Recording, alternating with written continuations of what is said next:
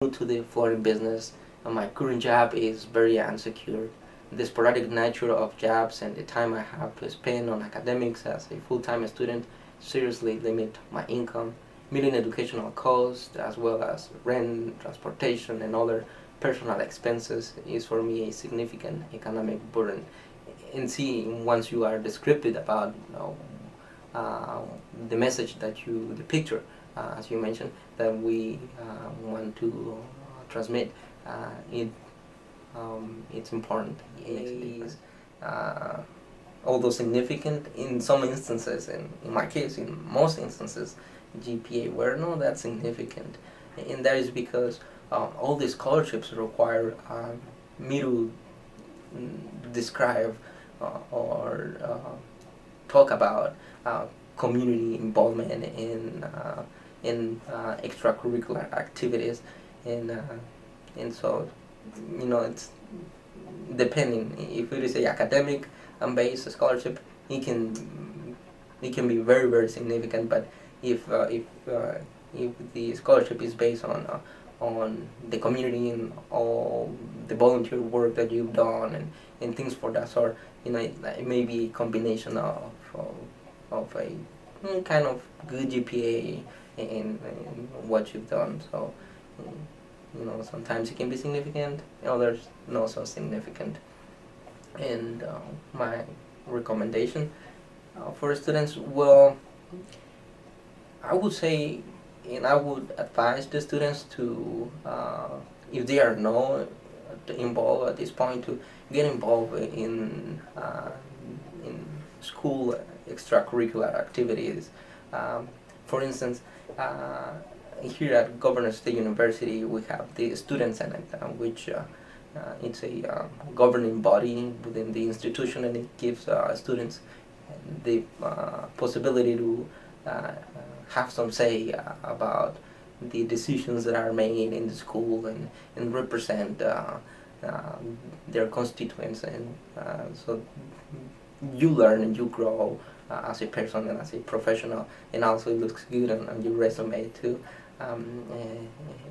And also we have the Association of Latin American Students, where students can participate and learn about the Latino culture, and get involved if you get to be a officer, that really looks good in your resume, whether as a treasurer or as the president.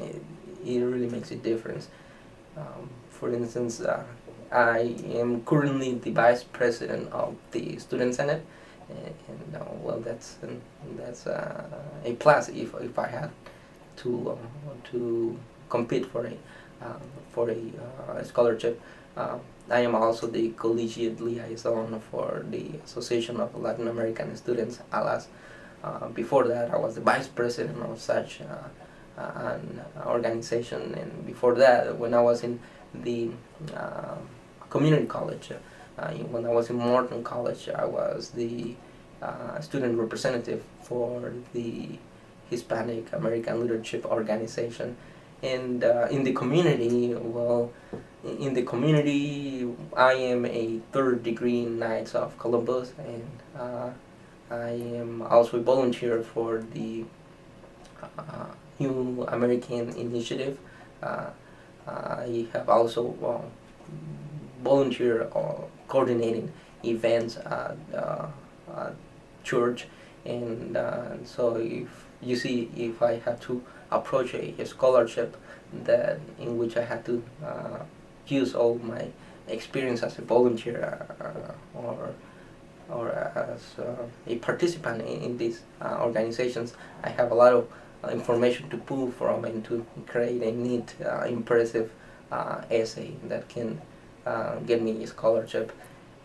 And well, yeah, it's hard. I know it's hard to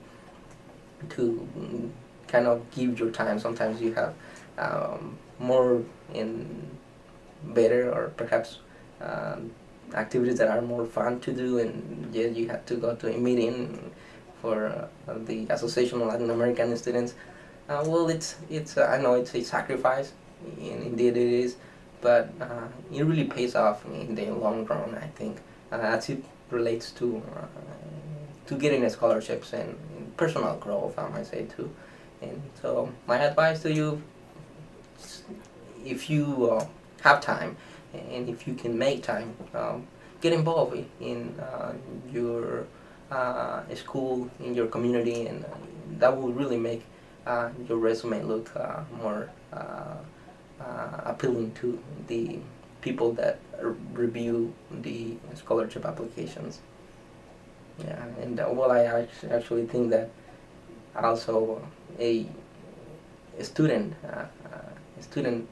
despite the the GPA, I think that the students in today's society need to be well-rounded scholars. I think that they need to be engaged in what's going on in their environment, and I think that a well-rounded scholar is the way. Yes, I think that you are right on that.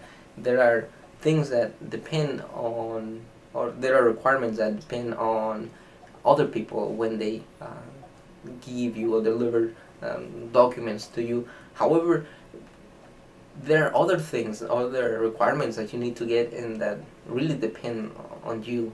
And one of those requirements is transcripts. Most scholarships require for you to submit a official transcript, and for the transcripts you really need to give yourself enough time for you to get the transcripts on time.